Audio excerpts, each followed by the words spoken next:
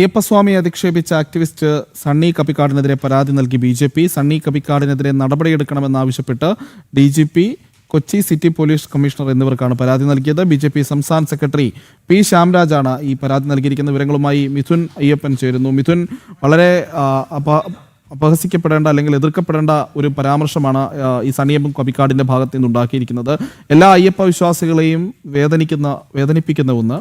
ഇപ്പോൾ ഈ പരാതിയിൽ എന്തൊക്കെ ആവശ്യങ്ങളാണ് മുന്നോട്ട് വയ്ക്കുന്നത്? തീർച്ചയായിട്ടും കഴിഞ്ഞ ദിവസമാണ് ഇത് സംബന്ധിച്ചൊരു വീഡിയോ ദൃശ്യങ്ങൾ പുറത്തു വന്നതും ഈ അധിക്ഷേപത്തെക്കുറിച്ച് പുറം ലോകം അറിയുകയും ചെയ്തത്. തിരൂർ തുഞ്ചത്ത് രാമാനുജെഴുത്തച്ഛൻ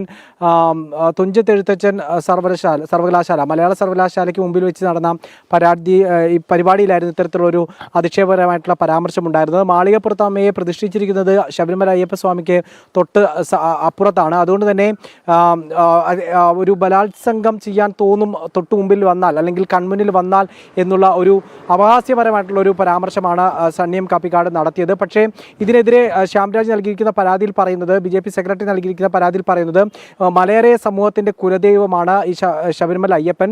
ആ അയ്യപ്പൻ്റെ കൂടി അത്തരത്തിൽ ആ വിഭാഗവുമായി സാംസ്കാരികമായും ജീവിതപരമായും, അതായത് ദൈനംദിന ജീവിതപരമായും നടത്തുന്ന ഒരു ബന്ധം പുലർത്തുന്ന ഒരു ദൈവത്തിനെതിരെയാണ് ഇത്തരത്തിലൊരു പരാതി ഉയർന്നിരിക്കുന്നത്, അല്ലെങ്കിൽ ഇത്തരത്തിൽ അധിക്ഷേപം നടത്തിയിരിക്കുന്നത്. ഇത് വലിയ രീതിയിൽ അധിക്ഷേപകരമാണ് എന്നുള്ളതാണ് ഡി.ജി.പിക്കും അതുപോലെ തന്നെ കൊച്ചി സിറ്റി പോലീസ് കമ്മീഷണർക്കും നൽകിയ പരാതിയിൽ പറയുന്നത്.